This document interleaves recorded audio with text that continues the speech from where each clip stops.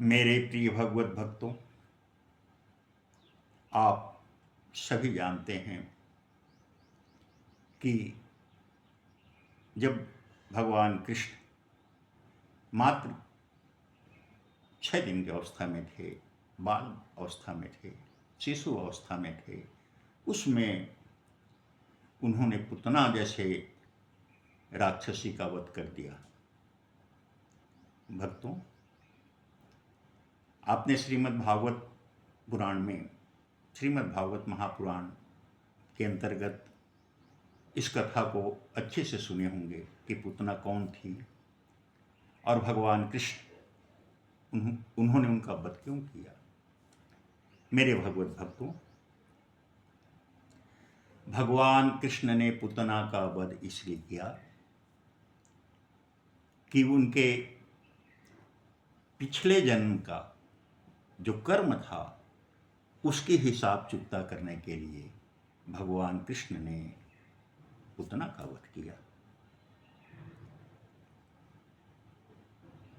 पिछले जन्म में पुतना राजा बलि की पुत्री थी। नाम था उसका रत्नमाला। राजा बलि बहुत दानी था। जो भी उसके दरबार पे पहुंचता, जो भी मांगता, वो देने को तत्पर रहता था। किसी कवि ने एक दोहा उस संबंध में बोला है, मम इच्छा कछु दूर है, अब प्रभु इच्छा तत्काल, बलि चाहत बैकुंठ को भेजा गया पताल। उसकी दान वीरता का प्रताप इतना था कि राजा बलि बैकुंठ लोक का राजा बनने वाला था।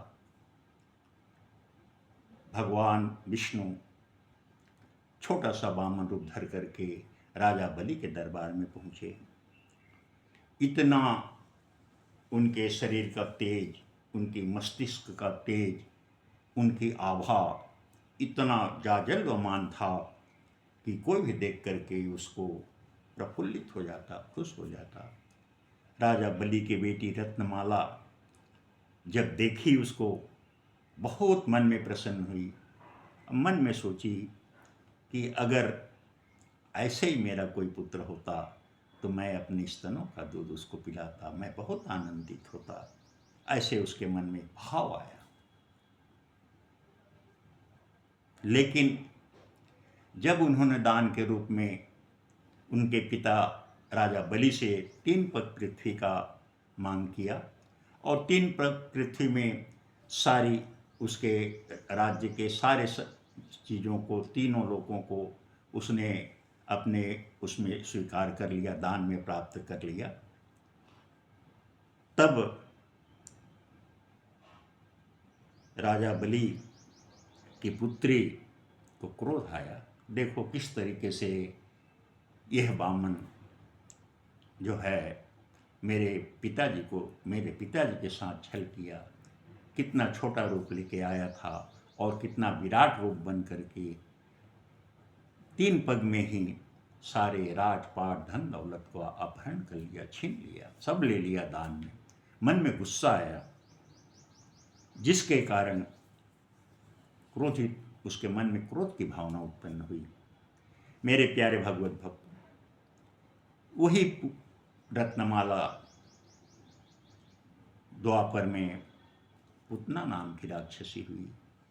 पहले भाव जो उसके मन में उत्पन्न हुआ था कि काश अगर ऐसा मेरा बेटा होता तो मैं अपने स्तनों का दूध पिलाती, इसीलिए वह भगवान कृष्ण को अपने स्तन में विष रख करके पिलाने गई थी। दूसरे भाव के कारण जो उसके गुस्सा में था, उसी भाव के कारण भगवान कृष्ण ने पुतना का वध किया और वह पुतना भगवान कृष्ण के हाथों में मारे जाने के कारण सीधे मोक्ष को प्राप्त हो गया। इसलिए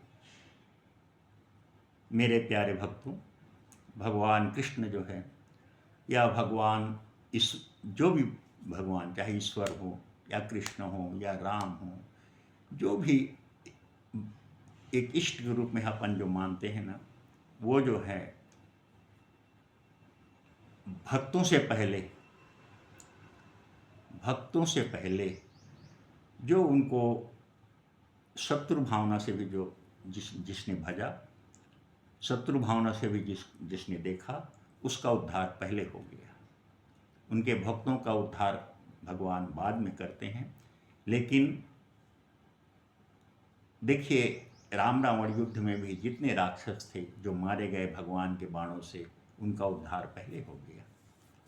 और उनके साथ देने वाले जितने बानरी सेना थे, वे बाद में ही ये सब गति को प्राप्त हुए। ऐसे मेरे भगवान, जो भी भक्तगण, अनन्य भक्त जो उनके हैं, भगवान पे जो अटूट विश्वास रखते हैं, भगवान उनकी हर मुराद को पूरा करते हैं और उन्हें सद्गति प्रदान करते हैं। इसलिए मेरे प्यारे भक्तों, आप आज के इस भौतिकवादी युग में ना जाइए, मन में श्रद्धा रखिए। कोई कोई न कोई ऐसा परम तत्व है, ऐसा कोई अलौकिक शक्ति है जो इस सृष्टि को बनाए रखने में, चलाए रखने में उसका वरद हस्त है।